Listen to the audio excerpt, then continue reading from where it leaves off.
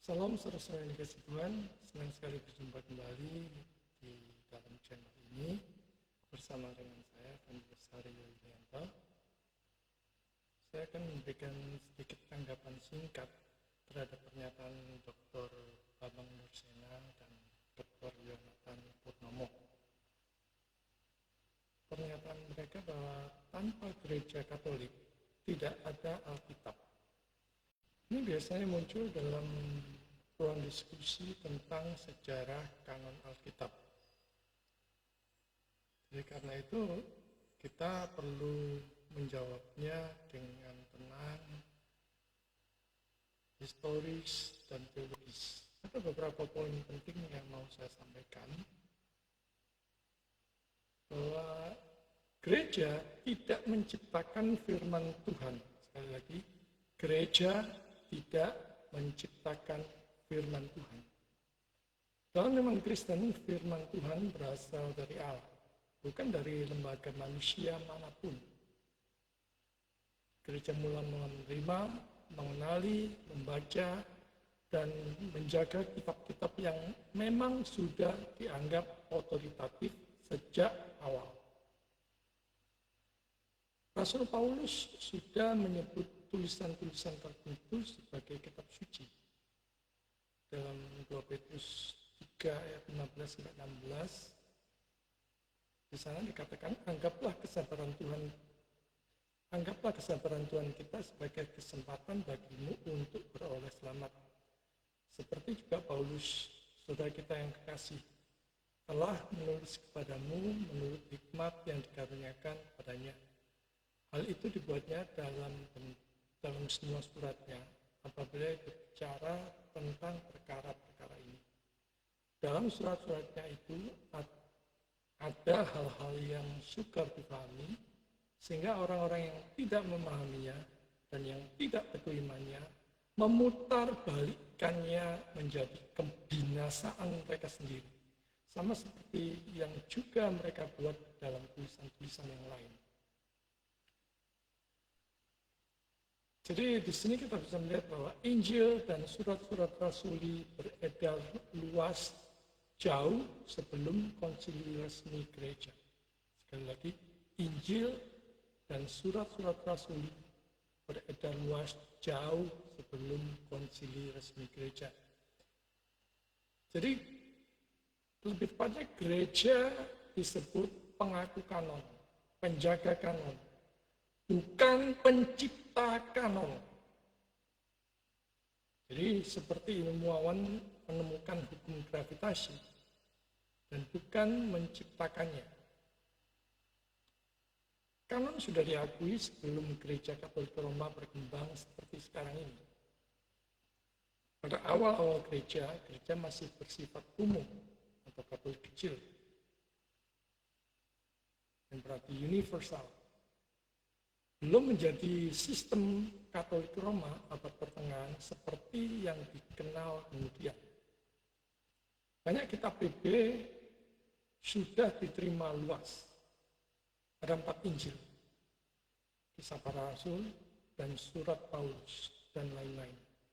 Daftar kanon muncul bertahap, karena gereja harus melawan kitab palsu dan ajaran sesat.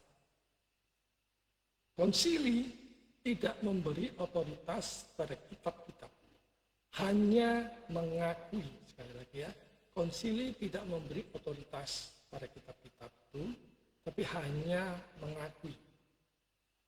Seperti konsili Hippo tahun 393 dan Carthage tahun 397, itu tidak membuat kitab menjadi firman Tuhan.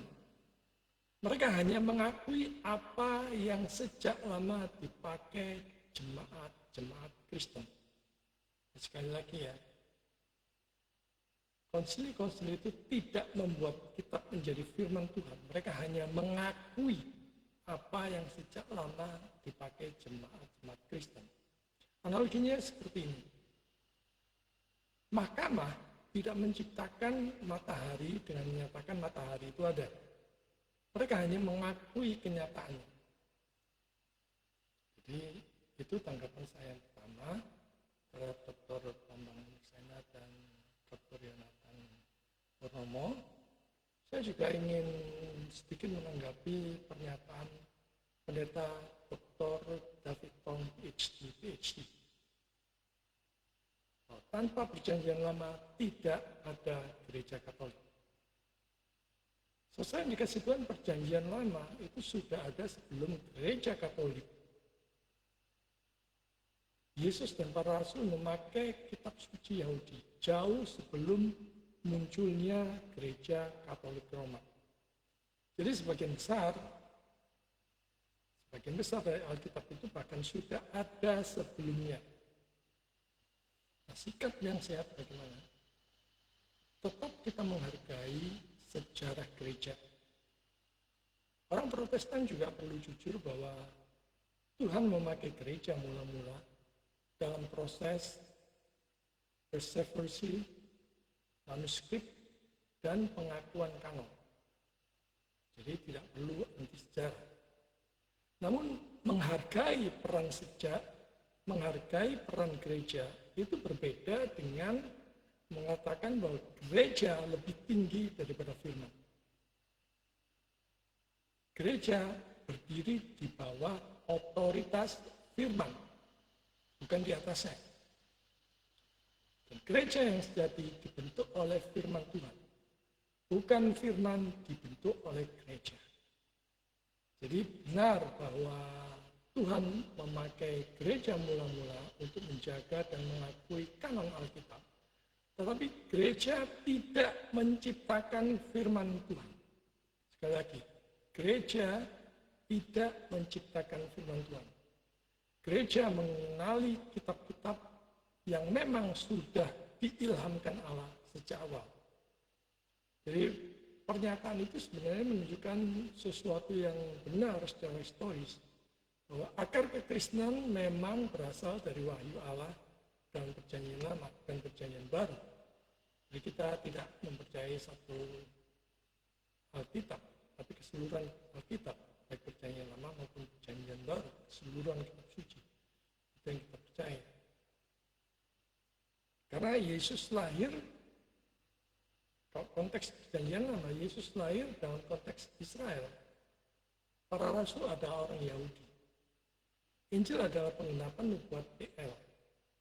Gereja mula-mula memakai PL sebagai kitab suci pertama mereka. Jadi tanpa perjanjian lama, tidak ada konsep Mesias, tidak ada nubuat tentang Kristus, tidak ada dasar korban penebusan, tidak ada Abraham, Musa, Daud. Bahkan istilah perjanjian baru kehilangan maknanya. Namun ada hal yang penting. Perjanjian lama juga tidak menunjuk kepada gereja Katolik Roma secara eksklusif, melainkan kepada Kristus.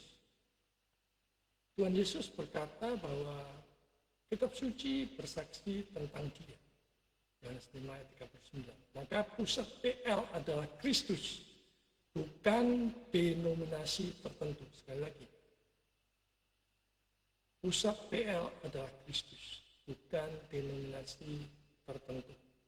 Benar bahwa kekristenan berakar pada perjanjian lama, tetapi perjanjian lama menunjuk kepada Kristus sebagai penggenapan, bukan kepada supremasi satu lembaga gereja tertentu. Gereja lahir dari firman dan Injil Kristus. Gereja yang sejati ada di mana firman diberitakan dengan benar, sakramen dijalankan dengan benar, Kristus menjadi pusat. Tokoh seperti Martin Luther dan John Calvin menolak gagasan bahwa otoritas tertinggi berada pada institusi gereja di atas firman Tuhan. Jadi ini ditolak. Jadi pertanyaannya bukan pada siapa menciptakan siapa, tetapi pada siapa yang menjadi otoritas tertinggi, firman Tuhan atau institusi manusia. Semoga ini bisa menjadi perlindungan kita bersama dan nama Tuhan makin dimuliakan.